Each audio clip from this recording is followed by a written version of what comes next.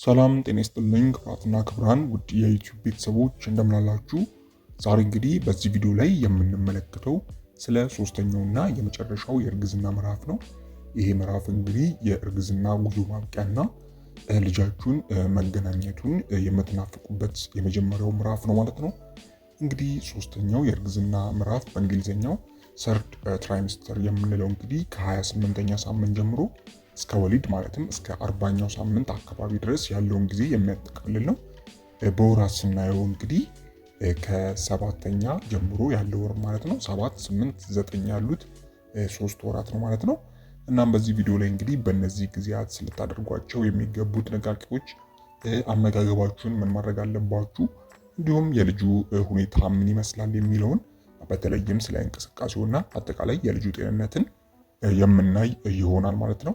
እንግዲህ ከዛ በፊት ሁላችሁም ይህንን ቪዲዮ ላይክ በማድረግ ጀምሩ። እንዲሁም ለዚህ አስተማሪ ቻናል አዲስ ከሆናችሁ ሰብስክራይብ በማድረግ ቤተሰብ ሁኑ። አሁን እንግዲህ ወደ ጉዳይ ሳልፍ እንግዲህ ይህ ወቅት ማለትም የእርግዝና የሶስተኛው ምዕራፍ ወቅት እንግዲህ በጉጉት በስሜት መዋዠቅና አንዳንዴም ፈታኝ በሆኑ ሁኔታዎች የተሞላ ነው ማለት ነው። እንግዲህ ልጃችሁ በፍጥነት የሚያድግበት ሰውነታችሁም ለወሊድ ዝግጅት ለማድረግ ደፋ ቀና የሚልበት ልዩ ጊዜ ነው ማለት ነው። እንግዲህ በዚህ ወቅት ምን እየተከሰተ ነው የሚለውን ስናይ እንግዲህ በዚህ እርገት ደረጃ ላይ እንግዲህ ልጃችሁ ክብደታችሁ የሚጨምርበት፣ መተንፈስ የሚለማመድበትና ወደዚህ ምድር እንግዲህ ለመምጣት የሚዘጋጅበት ወቅት ነው ማለት ነው። እንግዲህ እናንተም ላይ አንዳንድ ለውጦችን ልታዩ ትችላላችሁ። ከነዚህም ለውጦች መካከል እንግዲህ ልጃችሁ እንግዲህ እንቅስቃሴ ከመቼውም ጊዜ በላይ ይጨምራል። ቶሎ ቶሎ ሽንት መምጣት በእናንተ ላይ ታስተውላላችሁ። የወገብ ህመም ሊኖራችሁ ይችላል። የቃር ስሜትና የእንቅልፍ መቆራረጥ በዚህ ወቅት ላይ እንግዲህ በብዛት ሊከሰት ይችላል ማለት ነው። እንግዲህ እነዚህ ለውጦች የተለመዱ ናቸው። ይህም እንግዲህ ሰውነታችሁ ለምጥና ለወሊድ ራሱን እንዲያዘጋጅ ያደርጋል ማለት ነው። ይህም እንግዲህ ሌላው ምልክት ነው። በአጠቃላይ እንግዲህ ሰውነታችሁ ለምጥና ለወሊድ ራሱን እያዘጋጀ መሆኑን የሚያሳዩ በጎ ምልክቶች ናቸው ማለት ነው። እንግዲህ በዚህ ጊዜ ትኩረት ልታደርጓቸው የሚገቡ አንዳንድ ነገሮች አሉ። እንግዲህ ዋናው ትኩረት እንግዲህ መደበኛ የቅድመ ወሊድ ሕክምና ክትትል ሳታቋርጡ ማድረግ ይኖርባችኋል። ይሄ ማቋረጥ የሌለበት ነው። ሌላው እንግዲህ በአይረን እና በካልሲየም የበለጸጉ ገንቢ ምግቦችን መመገብ አስፈላጊ ነው። በቂ ውሃ መጠጣትና እረፍት ማድረግ ደግሞ ሌላው ወሳኝ ጉዳይ ነው። እንዲሁም እንግዲህ የምጥ ምልክቶችና ወደ ሆስፒታል መቼ መሄድ እንዳለባችሁ በሚገባ ማወቅ አስፈላጊ ነው። እና እንግዲህ ለወሊድ በስነ ልቦናም ሆነ በአካል መዘጋጀት አስፈላጊ ነው ማለት ነው። ምንጊዜም እንግዲህ ሰውነታችሁን ማዳመጥ አስፈላጊ ነው። በተለይም በ9ኛ ወር ላይ ሰውነታችሁን የማዳመጥ ሁኔታ ሊኖር ይገባል።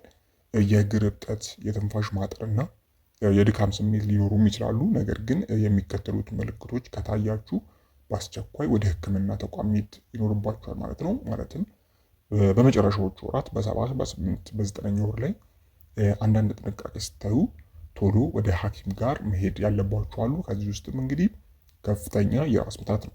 እንግዲህ በጣም ከተለመደው ውጭ የሆነ ከፍተኛ የራስ ምታት የምታስተውሉ ከሆነ፣ የደም መፍሰስ ካለ፣ የልጁ ወይም ደግሞ የህፃኑ እንቅስቃሴ መቀነስ ካለ፣ እናም ድንገተኛና ከባድ የሰውነት እብጠት ከተከሰተ ወደ ሐኪም መሄድ ይኖርባችኋል ማለት ነው። እንግዲህ በዚህ ጊዜ ጥቂት ቀን ነው የቀራችሁ። እንግዲህ ሶስተኛው ምዕራፍ የትዕግስት የዝግጅትና ራስን የመንከባከቢያ ወቅት ነው ማለት ነው። እንግዲህ እያንዳንዱ ቀን ልጃችሁን በክንዳችሁ ለመታቀፍ ወደምትችሉበት የደስታ ቀን የሚያቀርቧችሁ ጊዜ ነው ማለት ነው። እንግዲህ አሁን ደግሞ ቀጣይ በዚህ ወቅት ላይ ልትመገቧቸው የሚገቡ ስለ አንዳንድ ምግቦች ወደ እናንተ የማደርስ ይሆናል ማለት ነው። እነዚህ እንግዲህ ከኪሎ ጋር ተያይዞ ኪሎቸው ለቀነሱ ልጆች ወይም ደግሞ ከኪሎ በላይ ለሆኑ እንዲሁም ለእናንተ አጠቃላይ ጤንነት የሚጠቅሙ አንዳንድ ምግቦች አሉ ማለት ነው። ከነዚህ ውስጥም እንግዲህ ካርቦሃይድሬቶች ናቸው። እንግዲህ ካርቦሃይድሬት በመጨረሻ 3 ወራት ውስጥ ለእናቲቱም ሆነ ለህፃኑ የሚያስፈልገውን ጉልበት ይሰጣል። እንግዲህ ካርቦሃይድሬቶች የኃይልና የደም ስኳር መጠንን ለመጠበቅ አስፈላጊ ናቸው ማለት ነው።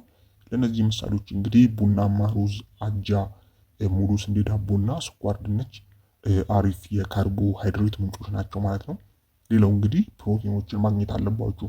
እንግዲህ ፕሮቲን ለልጃችሁ ጡንቻ፣ የአካል ክፍሎችና የህብረ ህዋሳት እድገት አስፈላጊ ነው። እንግዲህ በእርግዝና የመጨረሻ ምዕራፍ ላይ በፕሮቲን የበለጸጉ ምግቦች እያደገ ለሚሄደው ልጅ የሰውነት ፍላጎቱን ይደግፋሉ ማለት ነው። እንግዲህ ፕሮቲንም ከዶሮ፣ ከምስር፣ ከእንቁላል፣ ከባቄላ እና ከሌሎች ጥራጥሬዎች ማግኘት የምትችሉ ይሆናል ማለት ነው።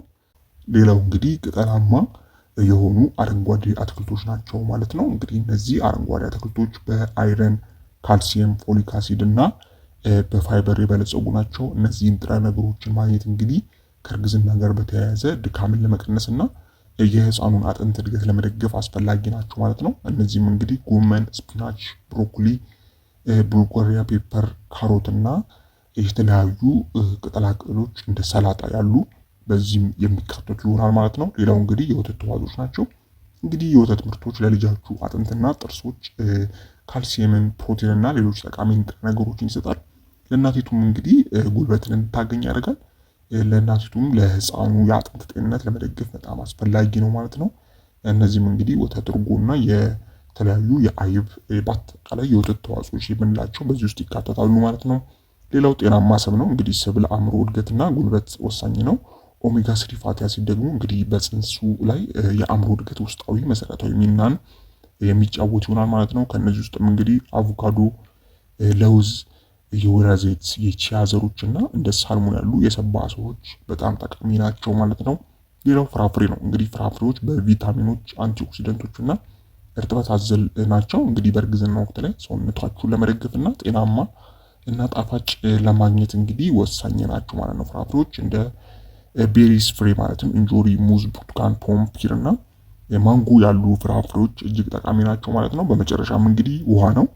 እንግዲህ እንደተለመደው ሙሉ በእርግዝና ጊዜ ውሃ የሚያስፈልግ ቢሆንም በዚህኛው ምዕራፍ ግን እጅግ በጣም ወሳኝ ነው ማለት ነው። እንግዲህ ለጤናችሁም ለደህንነታችሁም ወሳኝ ነው። የአሞኒክ ፈሳሹ መጠን የምግብ መንፈጨትና አጠቃላይ የሰውነት ስራን ለመጠበቅ ይረዳል ማለት ነው። ስለዚህ በቀን ከቻላችሁ እስከ 3 ሊትር ከ2 እስከ 3 ሊትር ያህል መጠጣት ይኖርባችኋል ማለት ነው። እንግዲህ ዋና የሚባሉ ምግቦች እነዚህ ናቸው ማለት ነው። ስለዚህ በአመጋገባችሁ ላይ እንደዚህ አይነት አመጋገቦችን መጠቀም ይኖርባችኋል ማለት ነው። እንግዲህ ውድ ቤተሰቦች ለዛሬ የነበረኝ መረጃ ይሄ ነበር ማለት ነው። ከዚህ ጋር ተያይዞ ሀሳብ አስተያየት፣ እንዲሁም ጥያቄ ካላችሁ በኮሜንት ማስፈሪያው ላይ ማስቀመጥ ትችላላችሁ። ለእያንዳንዳችሁ መልሳለሁ። እስከ ቪዲዮ ፍጻሜ አብራችሁኝ ስለነበራችሁ እጅግ በጣም አመሰግናለሁ። ፈጣሪ ያክብርልኝ። በቀጣይ በሌሎች ቪዲዮዎች እንገናኛለን። ላይክ፣ ሼር፣ ኮሜንት ማድረግ እንዳይረሳ። በቀጣይ እስከምንገናኝ በያላችሁበት ፈጣሪ ሰላሙን ያብዛላችሁ። ደህና ሁኑ። ቻው